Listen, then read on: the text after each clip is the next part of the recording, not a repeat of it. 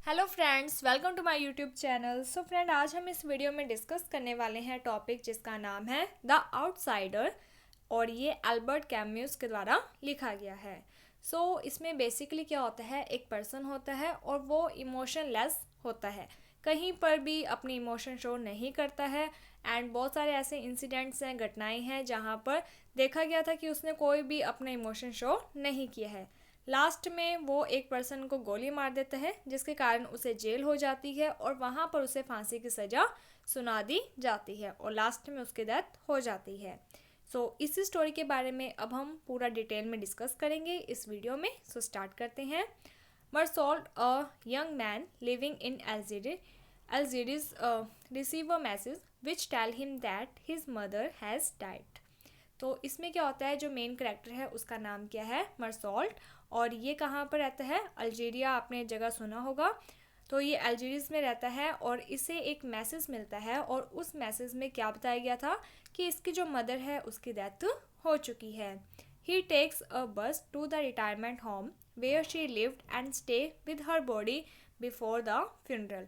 और ये क्या करता है, जैसे इसको पता चलता है इसकी मदर की डेथ हो चुकी है, तो ये उस रिटायरमेंट होम जाने के लिए एक बस ले लेता है और वो वहाँ पर रिटायरमेंट होम में चला जाता है जहाँ पर इसकी मदर डेथ से पहले रहती थी। रिटायरमेंट होम का मतलब है वृद्धा आश्रम। इसने अपनी मदर को कहाँ पर छोड़ दिया था, वृद्धाश्रम में। His mother is buried the next day, but Meursault demonstrate none of the emotion expected of the grieving son. तो यहाँ पर क्या होता है, इसकी मदर को अगले दिन दबाया जाना था। आप सभी को पता है जो भी रिचुअल्स वगैरह होते हैं, तो उसी रिचुअल में क्या होता है, इसकी मदर को दफनाया जाना था। लेकिन यहाँ पर ये जो पर्सन होता है, इसने किसी भी प्रकार का कोई इमोशन शो ही नहीं किया। जैसा कि एक्सपेक्ट किया जाता है, उम्मीद की जाती है कि अगर एक सन की मदर की डेथ हो जाती है तो उसका बेटा बहुत ज़्यादा दुखी हो जाता है, रोता है, अपने इमोशन शो करता है दुख के। लेकिन यहाँ पर इसने कोई भी इमोशन शो नहीं किया। He spends more time scrutinizing the elderly funeral attendants than he does thinking about his mother. इसने अपना जो ज़्यादा टाइम है ये जो फ्यूनरल अटेंडेंट्स थे इनके साथ बिताया, बजाय कि ये थिंक करने के कि इसकी मदर, यानी कि अपनी मदर के बारे में सोचने के बजाय इसने बाकी लोगों के साथ बातें करके इस तरीके से अपना टाइम स्पेंड किया।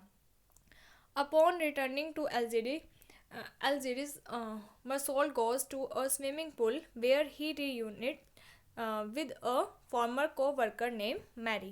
अब इसके बाद क्या होता है, जैसे ही ये वहाँ से आता है तो ये क्या करता है, स्विमिंग पूल जाता है और वहाँ पर इसकी मुलाकात होती है एक लड़की से जिसका नाम होता है मैरी, जो कि इसके पहले को वर्कर थी, इसके साथ वो काम किया करती थी।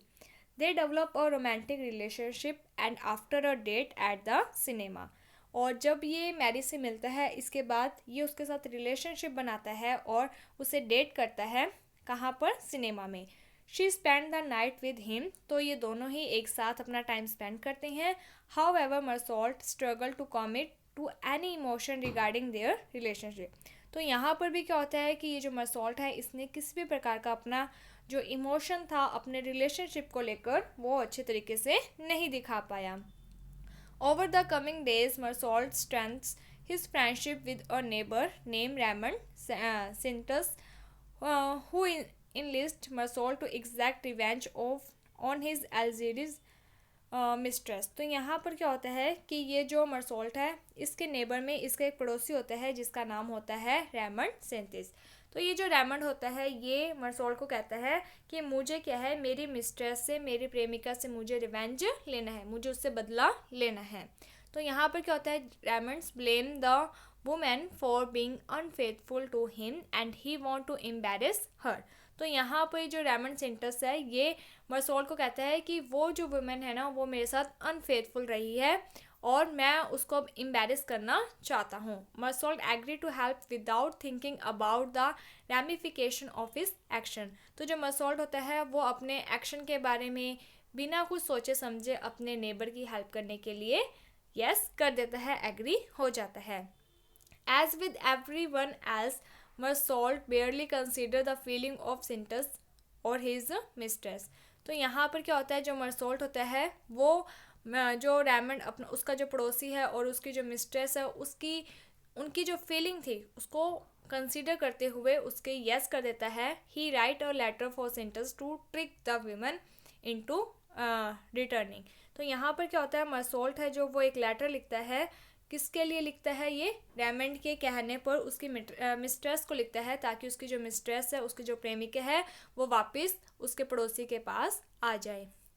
Raymond Sintes reunited with his mistress thanks to the letter, and soon after Marsolt and Mary overhear a violent argument in the Santos apartment. अब क्या होता है कि जब रेमंड सेंटस की मिस्ट्रेस वापस आ जाती है तो इसके पड़ोसी ने तो बदला ही लेना था अपनी प्रेमिका से। तो क्या होता है कि ये जो मर्सोल्ट और जो मैरी होते हैं, ये दोनों ही क्या कर उनको आवाज़ें सुनाई देती हैं उनके पड़ोसी वाले घर से। Sintes beat his mistress so badly that the police are called. अब यहाँ पे क्या होता है कि जो रेमंड सिंटस है उसने अपनी मिस्ट्रेस को, अपनी प्रेमिका को बहुत बुरे तरीके से मारता है, जिसके कारण क्या होता है कि कंडीशन बहुत ख़राब होने पर पुलिस को बुला लिया जाता है। However, Sintas received no punishment as he enlisted Marsolt as a witness to say the woman was unfaithful। लेकिन यहाँ पर क्या होता है कि उसके पड़ोसी रेमंड सिंटस को कोई भी पनिशमेंट नहीं मिलती है, क्योंकि यहाँ पर जो रेमंड होता है वो क्या कह देता है कि आप मेरे पड़ोसी से पूछ लो, मर्सोल्ट से, कि वो विटनेस है इस बात का कि ये जो वुमेन है वो अनफेथफुल मेरे साथ रही है, इसी कारण मुझे ऐसा करना पड़ा। Sintes invite Marie and Meursault to his friend beach house. अब क्या होता है कि ये जो इनका पड़ोसी होता है रेमंड सिंटस, ये क्या करता है, मैरी और मर्सोल्ट को अपने फ्रेंड के बीच हाउस पर इनवाइट करता है। They are followed by a young Algerian man the brother of the Sintes mistress. अब क्या होता है कि जब ये लोग वहाँ पर बीच हाउस में जा रहे होते हैं, इन तीनों को कुछ लोग फॉलो करते हैं, और ये जो लोग होते हैं ये कौन होते हैं? तो ये जो रेमंड सिंटस है उसकी प्रेमिका के भाई और दोस्त होते हैं। Meursault spend a day at the beach and feels ill under the oppressive sun. अब क्या होता है कि जो मर्सोल्ट है वो एक पूरा दिन वहाँ पर बीच पर स्पेंड करता है, और वहाँ पर सूरज की किरणों के कारण इसे बहुत ज़्यादा इल फील होने लग जाता है। The Algerian youth whom Meursault refer to as the Arab and his friend try to attack Sintes. अब क्या होता है कि वो जो मिस्ट्रेस का ब्रदर और उसके जो फ्रेंड होते हैं वो क्या है कि ये जो रेमंड सिंटस है इसके ऊपर अटैक करते हैं। The Arab draw a knife and cut Sintes before they run away. अब क्या होता है कि ये लोग जैसे ही उस पर अटैक करते हैं, चाकू से करते हैं और वहाँ से भाग जाते हैं। Later Sintes try to exact revenge on the youth. अब ये जो सिंटस है ये कहता है कि मैं भी क्या है, बदला लूँगा। ही track down the Arab and his friend and point a gun at them. अब क्या होता है कि ये भी उनसे बदला लेने के लिए उनके पीछे भागता है और उन्हें पकड़ लेता है और पॉइंट आउट कर देता है gun. Meursault convince Sintes to calm down and take the gun. तो यहाँ पर जो मर्सोल्ट है वो अपने फ्रेंड रेमंड को कहता है कि शांत हो जाओ और ये गन उससे वापस ले लेते हैं। That afternoon Meursault goes for a walk alone and encounter the Arab again. लेकिन क्या होता है कि जब मर्सोल्ट अगले आफ्टरनून को वॉक पर अकेले जाता है, तब वही जो अर्ब होते हैं वो उसको एनकाउंटर कर लेते हैं। The heat of the sun and the confusing situation cause Meursault to shoot the young Algerian 4 times. तो ये जो सिचुएशन थी इसमें गर्मी बहुत ज़्यादा थी, सिचुएशन बहुत ज़्यादा कन्फ्यूजिंग थी, जिसके कारण क्या होता है कि जो मर्सोल्ट होता है वो उन लोगों को 4 बार शूट कर देता है। Meursault is arrested and jail. He reflects on his incarceration and the trial he is about to face। अब क्या होता है कि उसे जेल हो जाती है, उसके बाद वो जो भी कुछ करता है उसके बारे में सोचता है, और ये सब करने से उसे क्या क्या चीज़ें फेस करनी पड़ी। Due to his general apathy and the detachment from life, his time in prison is not overly punishing.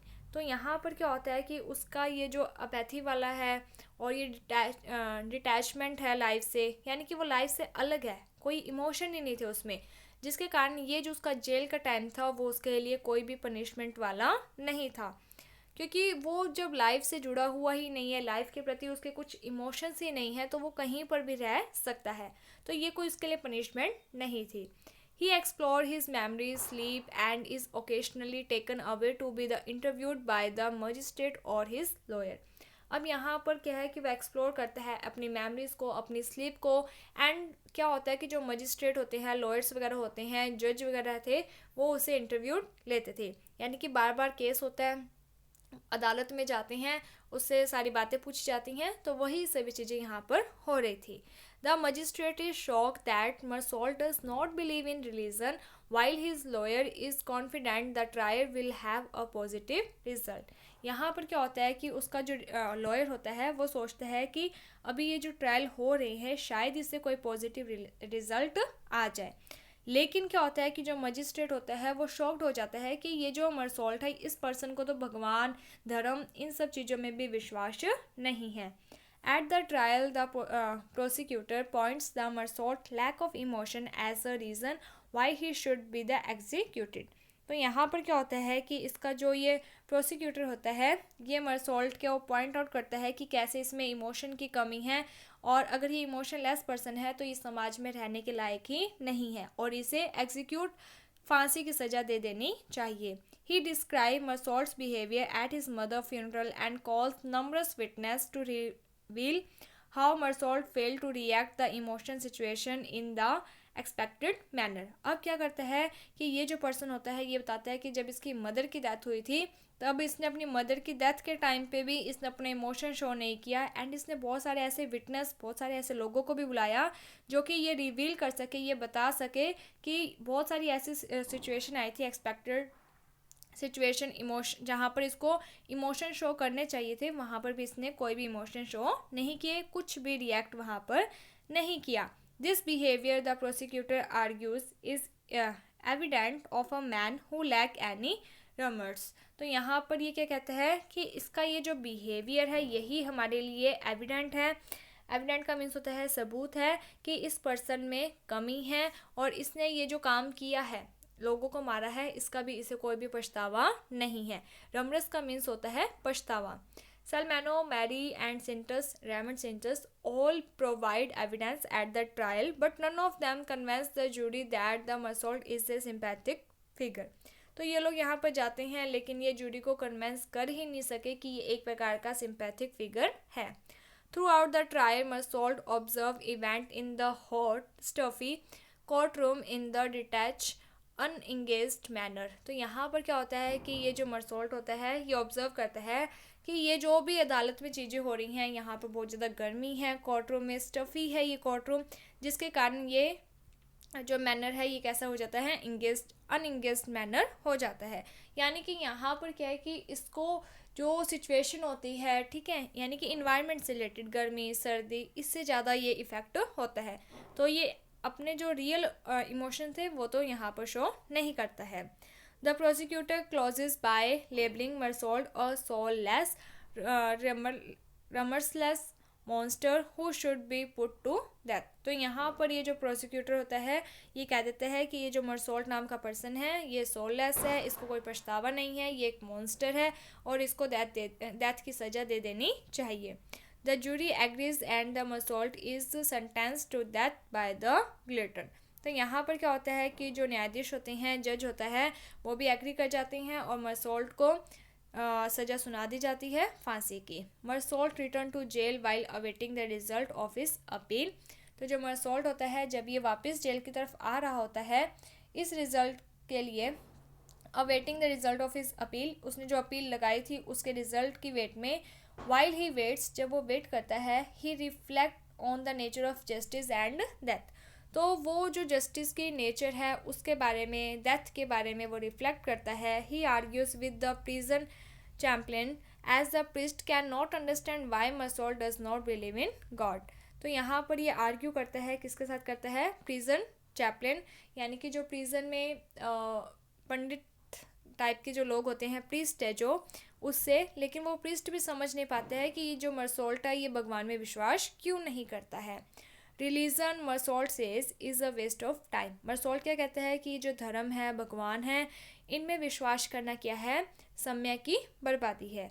The constant probing from the chaplain lead to an emotion outburst from Meursault. अब क्या होता है कि जब ये Chaplin से बातें करता है तब क्या होता है कि जो मरसोल्ट है उसके इमोशन आउटब्रस्ट हो जाते हैं। He angrily shout at the chaplain who run from the room. ये उसके ऊपर क्या है, जोर जोर से चिल्लाने लग जाता है और वो क्या करता है फिर वहाँ से चला जाता है जो प्रीस्ट होता है। The outburst allows Meursault to express some of the anger and the frustration he feels. लेकिन अब ये जो आउटब्रस्ट इतनी ज़ोर से चिल्लाता है तो इसके थ्रू ये क्या है कि जो मरसोल्ट है वो अपने जो इमोशंस थे गुस्से के, फ्रस्ट्रेशन के, उसे एक्सप्रेस कर पाया जो वो फील कर रहा था। But he remain convinced of the meaningless of life and the absurdity of the freedom existence in general. लेकिन बाद में ये कन्विंस हो जाता है कि ये जो लाइफ है वो मीनिंगलेस है, ये जो फ्रीडम है ये भी बेकार की है और ये जो एग्जिस्टेंस है ये भी कोई ख़ास नहीं है। Meursault prepare to face the guillotine. अब जो मरसोल्ट होता है वो यानी कि अपने आप को तैयार कर लेता है कि अब फांसी देते हैं ना जिस तरीके से, तो उस सिचुएशन के लिए वो अपने आप को तैयार कर लेता है। The more he think about the seemingly inevitable that the more he accept his fate. अब ये क्या होता है कि डेथ से ज़्यादा इसके भाग्य में जो लिखा है उसको एक्सेप्ट स्वीकार कर लेता है। He open himself up to the indifferent nature of the world. वो अपने आप को पूरे तरीके से ये जो नेचर है वर्ल्ड की उसके लिए इनडिफरेंट था यानी कि अलग था। And hopes that a large crowd will gather to watch his execution. और ये चाहता था, ये उम्मीद करता था ऐसे कि बहुत सारे जो लोग हैं, बहुत क्राउड है जो वो यहाँ पर इकट्ठी हो, गैदर हो और वो इसकी जो फांसी है उसे ज़रूर देखे। तो ये इसकी स्टोरी है। होपफुली आपको ये जो स्टोरी है वो समझ में आ गई होगी। अगर आपको कोई भी डाउट होता है तो आप हमें कमेंट सेक्शन में पूछ सकते हो, आपका डाउट दूर कर दिया जाएगा। अगर आपको ये वीडियो अच्छी लगी है तो like my video, subscribe my channel. Thank you friends for watching my video. Thank you.